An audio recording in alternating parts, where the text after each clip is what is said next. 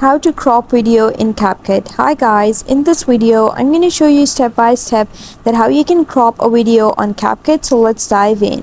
First, open your CapCut app and open the project that you want to work on.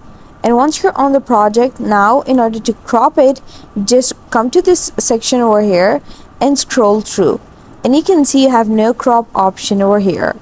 So in order to just get the crop option, you simply have to just click this video over here and then scroll in the menu over here, and now you will see this transform option. Click it and now click resize, and now you can just crop the video over here to the length that you want.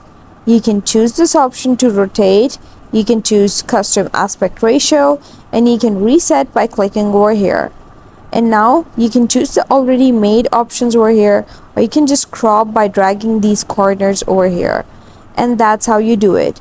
I hope you found the process easy and liked my video, and if you did, please don't forget to like and subscribe my channel.